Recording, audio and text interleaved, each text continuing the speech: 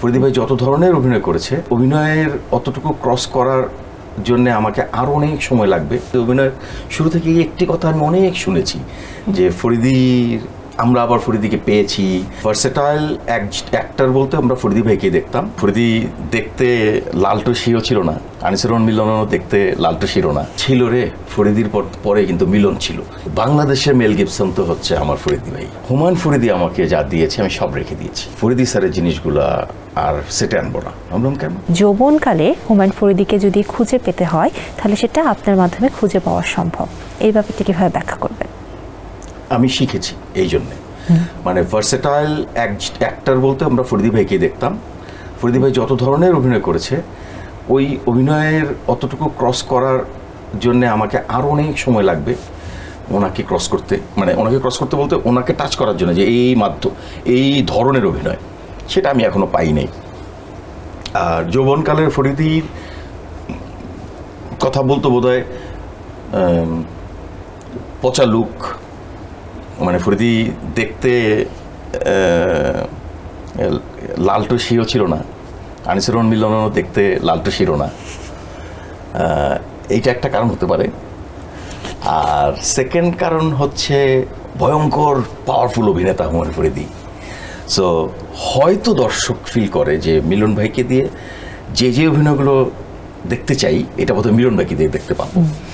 So এটা হচ্ছে অনেক বড় পাওয়া মানুষের বলার ক্ষেত্রে। একদম শুরু থেকে, আমার জীবনের শুরু থেকে, অভিনয়ের শুরু থেকে একটি কথা আমি অনেক শুনেছি যে আমরা আবার ফরিদিকে পেয়েছি, আমরা আবার ফরিদি ভাইকে পাবো, আমরা আবার ফরিদি ভাইকে পেলাম, মিলনের মধ্যেই আছে। তো এইটুক থাকুক কেন বলি, ধরেন এখনো এফডিসিতে গেলে যখন সবাই গল্প করতে থাকে তখন ফরিদি ভাইয়ের কথা বলে, বেঁচে আছে মানুষটা, রাইট? সেম যদি আমি ভাবি এইভাবেই করি যে কখনো যদি আমি পৃথিবী ছেড়ে চলে যাই, যদি উদাহরণে আসে যে ছিল রে ফরিদির পরে কিন্তু মিলন ছিল, এইটাই তো থাকবে, বেঁচে থাকার একটা আকাঙ্ক্ষা। সো আমার এটা ভালো লাগে শুনতে, আমার এটা ভালো লাগে। আই ফিল গুড যে আমি হয়তো আমার সঙ্গে ব্র্যাড পিটের উদাহরণ কেউ দিবে না, হয়তো মেল গিবসনের উদাহরণ কেউ দিবে না। বাংলাদেশের মেল গিবসন তো হচ্ছে আমার ফরিদি ভাই, বাংলাদেশের ব্র্যাড পিট তো হচ্ছে আমার ফরিদি ভাই, রাইট? সো তার সঙ্গে তো উদাহরণ দিচ্ছে। আপনার প্রেমিকার কোন গিফট আপনি আলমারিতে তুলে রেখেছেন? তুলে রাখি নাই, খুলে রাখছি। খুলে রাখছেন? তুলে রাখেন? কি খুলে রাখছেন? আমার একটা রিং। আচ্ছা। ওটা ফেলে দিতে পারি নাই আসলে, ওটাকে তুলে রাখা হয়েছে।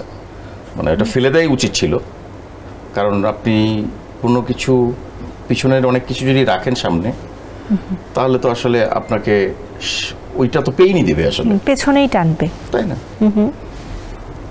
কিন্তু হয়তো ওইটা আমি রেখে দিয়েছি। কিন্তু আমি যেটা রেখে দিয়েছি আমার লাইফের সবচেয়ে বড় ইম্পর্টেন্ট পার্ট, সেইটা আমি আসলে বলতে চাই। এটা প্রেমিকা থাকবে না, that is different. Humayun Faridi আমাকে যা দিয়েছে আমি সব রেখে দিয়েছি। আমি যখন প্রথম সিনেমা করি 2012 সালে, প্রথম সিনেমা শুরু করি দেহরক্ষী।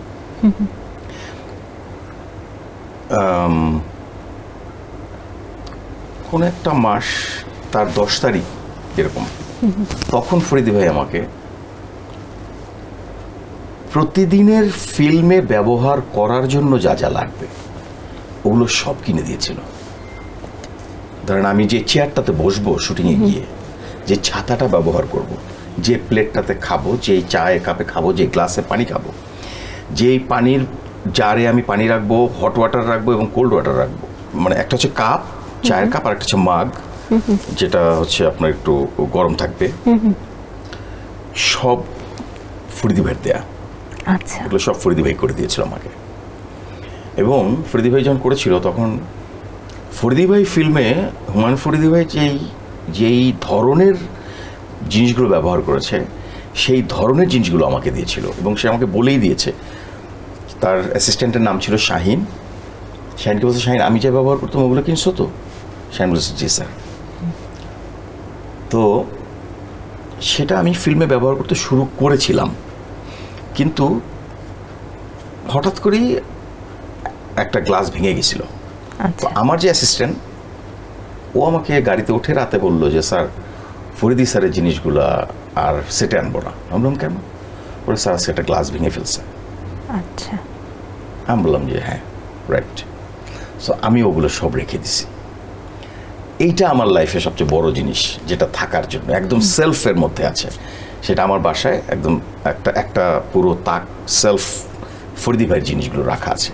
সেগুলো আমার সেগুলো আমার রাখার জিনিস।